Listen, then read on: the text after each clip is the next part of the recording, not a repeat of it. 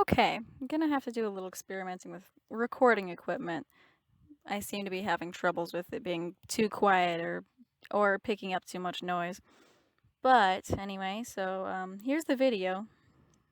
I decided to showcase kind of how I break animal anatomy down because I found out a long time ago and from various art teachers, including my own mother,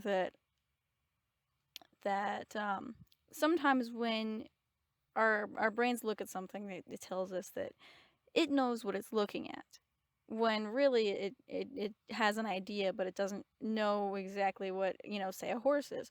So you kind of have to break it down into its more individual parts. Well, see it as the parts that make up the whole rather than the whole itself.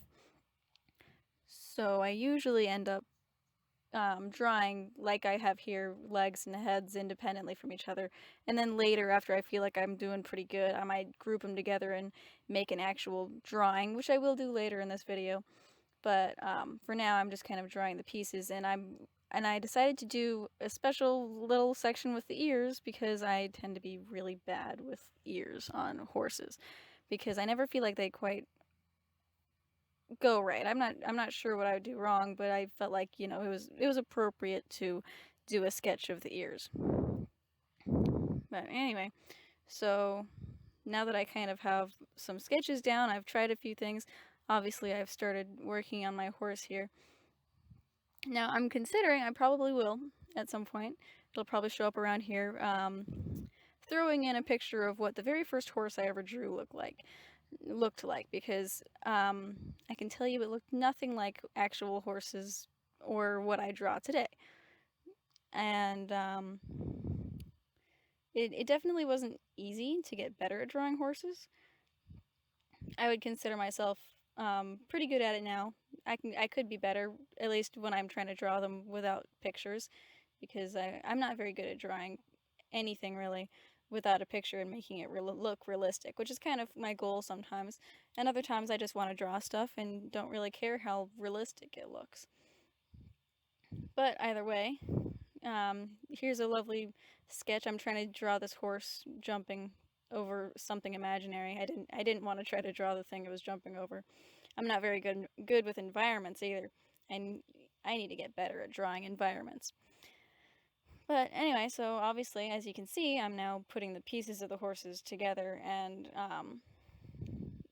not only does it help to study the parts of the horses, but also um, just how they move and what positions they'll stand in, and or what it looks like when they're doing certain things. And that applies to other things too, not just horses, like just drawing anything in general. It helps to have multiple views of it, which I kind of tried to get in my reference images up top, but unfortunately, they don't all go quite right.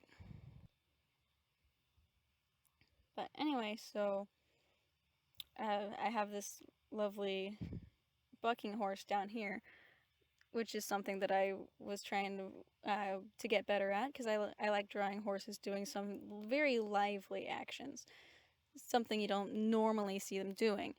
So obviously I had to practice that a little bit. And then here, I get tired of doing the realistic drawings every once in a while, so I just draw goofy stuff, cartoony looking animals. Not that I think cartoons are goofy, cartoons are really amazing.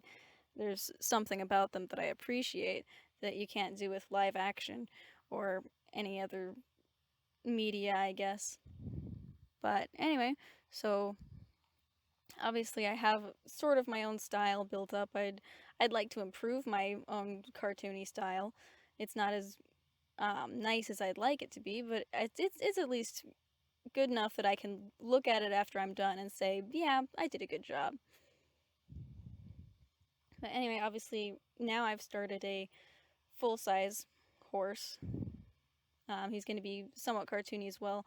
But when I do cartoons, I usually involve a lot of realistic elements as well, like how the bones move and how everything fits together. Sometimes I stretch it and compress it in different ways with varying results. I've found that most of my cartoon horses end up looking a lot like a lot like the Horseland horses for some reason. I guess it's because I used to watch that once upon a time when I was little. Because, you know, as a lot of um, little girls, it seems, really love horses. I was one of them. I had to have my horse shows and my horse toys, and I was drawing horses, even the silly little bitty ones that I drew when I was like 4. And obviously, I loved them enough to get better at drawing them, so, you know, it's not all bad. But anyway, this one's almost done. I guess I'm kind of done talking. I might, just for the heck of it, add a picture of maybe this horse in a little more colorized or fancied up image just for fun, or I might not. Just kind of depends on how ambitious I feel after I'm done. But and as you can see, there's still a lot of realistic elements in this drawing. I probably could have taken it back a step or two. I might do that actually. I might show a final image of a cartoon taken a couple steps back from such realistic looking animals. See if it, see how that turns out. But anyway, this is pretty much the end of the video. So I think I'm gonna be done for today. I might go find a cookie and eat that or something. But anyway, adios.